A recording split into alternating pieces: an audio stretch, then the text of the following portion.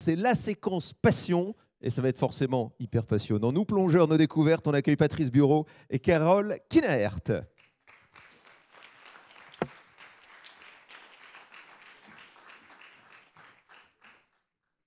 Soyez les bienvenus. Bonjour Carole. Merci à vous. Effectivement, séquence passion avec vous. On s'est rencontrés en début d'année au Salon de la plongée à Paris, où, écoutez, cette année, il y a peut-être eu 65 000 personnes. Alors bon, ça, c'est ceux qui font le salon qui m'ont donné ces chiffres. Peut-être qu'ils exagèrent, mais j'ai trouvé que c'était beaucoup. Et donc, on s'est rencontrés et via François Sarano, que j'espère nous entendrons tout à l'heure et nous n'aurons pas de problème technique, parce que Patrice et Carole, Patrice Bureau, Carole Kinnaert, sont à la tête d'une association qui s'appelle, c'est les gamins qui ont voulu que ça s'appelle comme ça, Ocean Academy. Hein. Faites attention, le français risque de disparaître. Qui est elle-même issue de cette association de François Sarano, Longitude 181, qui existe depuis des années et prône la plongée éthique. Et donc, il y a eu un samedi et un dimanche où vous avez en gros prêché la bonne parole. Il faut apprendre à plonger, et puis il faut plonger éthique. Alors, ça veut dire quoi? Vous allez nous l'expliquer. Je précise que Carole et Patrice, plus Aurélie et Patrick, Olivia, pardon, et Patrick, sont intervenus auprès des collégiens du Cotentin. Et vous avez fait un tabac, hein? C'est à eux de le dire et à leurs enseignants. Non, vous me l'avez dit, vous avez fait un tabac. Ils étaient heureux, en tout cas. Ils étaient 750 et j'ai l'impression que les requins, pendant 1 heure, ça leur a pas fait peur et ils ont adoré. Et donc voilà. Séquence passion, parce que personne ne vous a obligé à plonger, mais vous y êtes... Si, on vous a obligé? Non. Racontez-nous ce que vous faites. Effectivement, moi j'ai découvert la pratique de la plongée sous-marine il y a presque 20 ans. Et donc je vais vous parler de ma passion pour l'océan. En fait, ça a été une révélation pour moi. Quand j'ai découvert la plongée sous-marine, je me suis dit, mais waouh, c'est incroyable ce qu'on voit sous l'eau. Pourquoi personne ne m'a parlé de ça avant? C'est incroyable, toutes les espèces qu'on peut découvrir.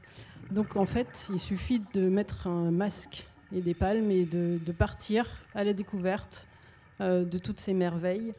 Donc je vais vous parler de 4 belles rencontres qui ont marqué ma vie de plongeuse. La toute première rencontre, c'était en mer Rouge. Je passais mon premier niveau de plongée. On était en train de s'exercer sur un fond de sable. Il n'y avait absolument rien autour de nous. Et on faisait des exercices de plongée. Et tout d'un coup a surgi un rémora. Un rémora, c'est ce qu'on voit ici. C'est un poisson qui fait à peu près 40 cm et qui vient, avec sa ventouse, se coller sur d'autres plus grands animaux pour profiter du voyage. Faire des économies de carburant. Il profite des autres. Et il a essayé de se coller à nous en tant que plongeur. Il a fait le tour de chacun des plongeurs pendant les exercices. Il n'arrivait pas à s'accrocher parce que sur une combinaison de plongée, c'est pas très pratique. Et nous, on a simplement observé ce poisson qui faisait le tour et qui est reparti comme il était venu de nulle part. C'était une très belle rencontre, un joli moment. Et ça, c'était une de mes toutes premières plongées. Donc ça m'a vraiment marqué. La deuxième rencontre dont je voulais vous parler, ça s'est passé avec un requin-baleine. C'était au Kenya et je ne m'attendais pas du tout. En fait, c'était une surprise. On ne s'attendait pas à voir ce genre d'animal. Mais c'était assez magique. Quand j'ai fait la mise à l'eau, j'ai d'abord eu un mouvement de recul parce que l'animal est immense. Il faisait plus de 10 mètres. Il avait la gueule grande ouverte. Mais oui, il était en train de manger. Il filtrait l'eau pour avaler le plancton, pour se nourrir. Et donc j'ai d'abord eu peur, et puis finalement, au bout de quelques secondes, j'ai vu qu'il n'y avait aucun problème, que tout se passait bien, qu'il était paisible, et que c'était juste un beau moment dont il fallait profiter. Donc pendant une demi-heure, on l'a observé, et on était à ses côtés, c'était juste magique. En sortant de l'eau, j'avais qu'une envie. C'était d'y retourner, et puis surtout d'appeler mes parents, mes amis, de leur dire « mais c'est incroyable, venez voir, il ne faut surtout pas rater ça ». Ça, c'est la deuxième rencontre. Après, je voudrais vous parler aussi des rémobulas. Les rémobulas, c'est des animaux aussi assez incroyables, assez magiques. qu'on peut voir souvent soit dans le Grand Bleu, soit dans des stations de nettoyage. Alors ici, on les voit là aux Açores, dans le Grand Bleu. Quand elles viennent sur des stations de nettoyage, en fait, elles viennent tourner autour d'un récif et elles viennent se faire nettoyer par des petits poissons de récif. Elles viennent se faire nettoyer les peaux mortes, les petits parasites qu'elles ont sur la peau. Et pendant une demi-heure, on peut les regarder tourner, planer. En fait, c'est un véritable ballet, c'est juste magique. Et là, c'est des très beaux moments aussi dont on aime profiter. C'est quelle profondeur, là? Là, il y a une vingtaine de mètres. Donc les raies, en fait, c'est un peu comme les stations de nettoyage, c'est un peu comme une manucure, en fait, une séance de manucure ou de massage. Donc ça, c'est assez rigolo à voir. Et en fait, quand on est assez discret, quand on les laisse s'approcher, qu'on est vraiment avec respect et bienveillance le plus discret possible, elles viennent parfois même planer au-dessus de notre tête.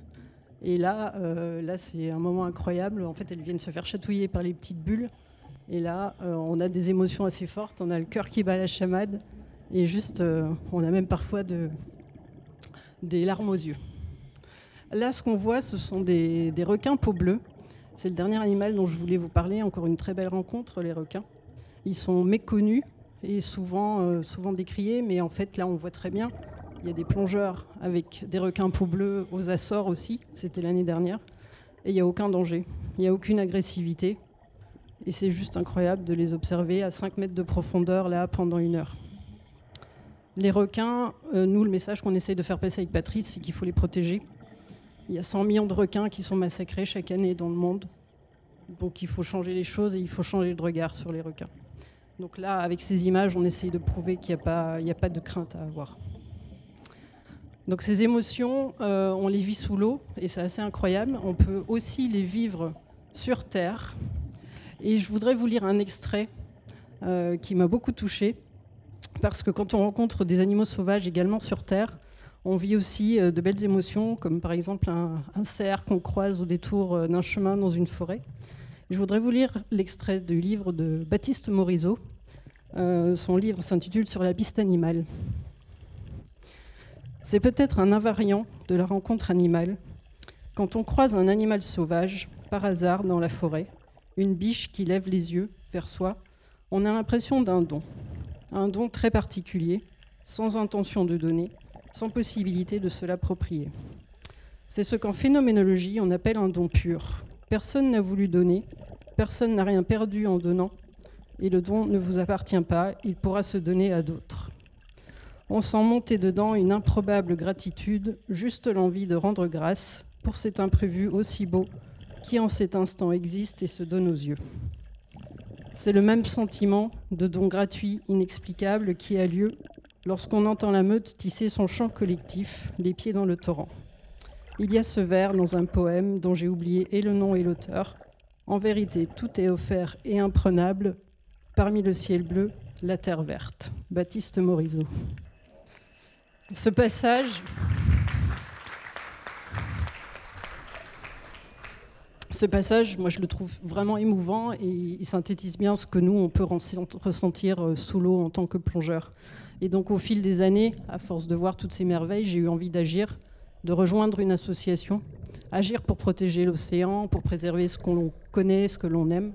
Et donc, j'ai rejoint Longitude 181, fondée par François Sarano, pour faire des actions, mener des actions. Une plongée éthique, dit-il toujours. Autrement dit, on ne les touche pas, les animaux, c'est ça? C'est ça, exactement. On regarde avec les yeux, il n'y a pas besoin de toucher, il faut vraiment... On ne casse pas de bouts de coraux pour les remonter, c'est ça? On ne touche rien, absolument, et on fait vraiment très, très, très attention. Donc les cachalots, typiquement, c'est le livre de François qui s'appelle « Le retour de Moby Dick » et qui raconte les aventures d'un clan de cachalots. C'est ce qui m'a donné envie de rejoindre l'association et d'apporter ma petite pierre à l'édifice. Alors Patrice, vous aussi, des épiphanies sous-marines? Eh bien, quand je vois nos amis cachalots là, moi ça me rappelle ma première immersion pour aller à la rencontre de 50 de cachalots. Imaginez, vous êtes Le bateau vient de s'arrêter. On a repéré 3-4 jeunes qui jouent en surface. Des jeunes tout petits, là, ils doivent faire... Oh, 5-6 mètres. Ouais, ça va. Hein? Bah oui, des enfants cachalots, quoi. Bon, il faut remettre tout à sa taille.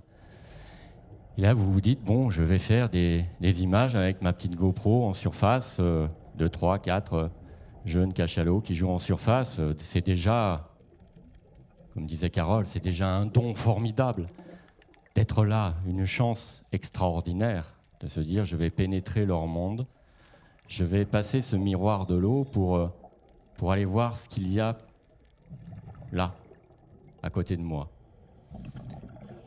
Et je me mets à l'eau, et vous êtes à l'eau, et vous passez votre tête de l'autre côté de ce miroir de l'eau en étoile de mer, et là, vous ne bougez plus, parce que il y en a 30 qui dorment en chandelle, sous vous. Alors quand on vous a donné, si tu l'as vécu sur le bateau, la consigne, vous ne bougez en aucun cas, et surtout, vous ne touchez pas les animaux et vous ne vous mettez pas en travers d'eux. Ah oui, facile à dire, difficile à faire. Quand les animaux qui sont en train de dormir en chandelle de partout, sous vous, à 20 mètres, commencent à remonter pour reprendre leur respiration. Et là, je vais vous dire que vous vous dites « Ah !» Briefing où je continue d'être en apnée parce que je suis complètement submergé par l'émotion. Hein, première rencontre. Et là, vous dites quelque chose, vous vous dites mais au fait, tout ce qu'on nous raconte sur il y a tant de cétacés, il y a voilà, les comptages, les chiffres. Les humains adorent les chiffres. Nous, on le vit en permanence quand on rencontre les collégiens, mais la jeunesse en général et le public en général, on nous dit toujours « Combien de temps ça vit ? Et combien ils sont ? Combien ils mesurent ?» Si on les connaissait tous correctement, on ne dirait pas des grosses âneries dans les bouquins, parce que quand vous observez des cétacés qu'en surface, sur un bateau, en regardant simplement les caudales qui replongent, et que jamais, au grand jamais, vous n'avez fait comme on a pu avoir la chance de le faire avec l'association, de se mettre au contact véritablement avec beaucoup, beaucoup de respect, Dominique, tu l'as dit, beaucoup de contraintes, beaucoup de respect qu'on s'impose, et bien là, vous êtes dans l'eau, avec eux, à leur contact. On voit nos dauphins derrière qui sont en train de se reposer là. Donc on est dans leur lieu de repos. On n'a pas le droit de les déranger. On regarde. Dominique, tu le disais, on s'interdit de toucher, mais si l'animal vient vers nous, c'est lui qui décide de l'interaction. C'est complètement différent. On en a vécu des interactions, on en vit. Je vous souhaite à tous le bonheur, la chance de vivre une interaction avec un animal sauvage, quel qu'il soit. Moi, je l'ai vécu avec des petits écureuils, avec des souris, avec des cachalots, avec des seiches, des poulpes, etc. Peu importe l'espèce, c'est toujours une rencontre magique. Un don, comme le dit Baptiste Morisot, et un don sans rien en retour. Et comme Carole vous a beaucoup parlé, moi je vous parle beaucoup avec passion, et vous avez compris que quand vous nous demandez de nous exprimer sur notre passion jusqu'à demain matin, on pourrait être là et continuer de vous en parler. Je vais vous faire un petit peu travailler. Si vous allez tous et toutes prendre une grande respiration, je veux vous entendre. Prenez une grande respiration, tous et toutes. Et là, vous bloquez et vous relâchez. Cette respiration, pensez-y chaque seconde de votre vie maintenant. Vous la devez à l'océan. Sans un océan en bonne santé, cette respiration, aucun être vivant sur Terre ne pourrait en bénéficier. Voilà pourquoi Grand Océan est primordial, est important, ce genre d'événement est important pour que tous, c'est pas la peine de bailler quand je parle, Mister Mero, il est toujours impoli celui-là, ouais, curieux et impoli, mais bon, c'est comme ça, c'est Jojo. Il est primordial que nous véhiculions, nous, que vous témoigniez autour de vous de l'importance absolue de l'océan dans notre vie d'humain, dans notre vie d'être vivant. Les non-humains et les humains de la planète sont tous issus de l'océan. Nous le portons en nous, nous venons de là, et sans lui, il n'y a pas de vie sur cette planète qui a été appelée Terre. On se demande pourquoi. Sans doute parce que c'est les humains qui l'ont dénommée ainsi.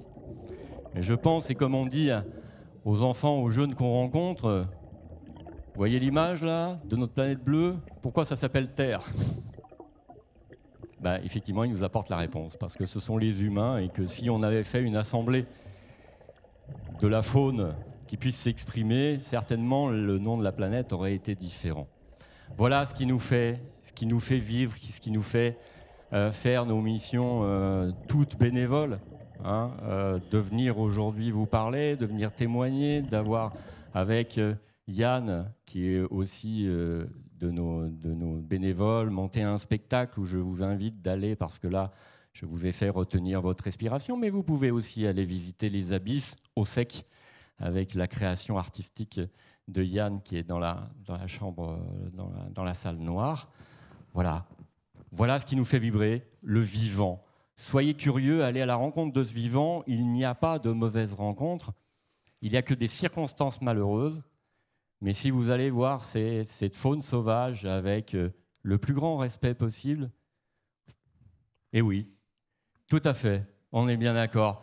C'est très dangereux pour un animal de toucher un plongeur, généralement. Il y a plus de risques pour lui. Merci à vous. Merci. Merci à vous. Merci beaucoup de nous avoir fait partager votre passion. Et le film dont vous parliez à l'instant, Patrice, prochaine séance à 16h30. Ça dure un petit quart d'heure, c'est tout public à partir de 4 ans. Effectivement, ça s'appelle Replonger. Et comme vous le disiez si justement, sans vous mouiller, vous allez découvrir le clair-obscur des océans. Et c'est passionnant. Donc 16h30, prochaine séance. Merci beaucoup. Merci à tous les deux. Merci à vous. Merci. Merci Dominique pour l'invitation.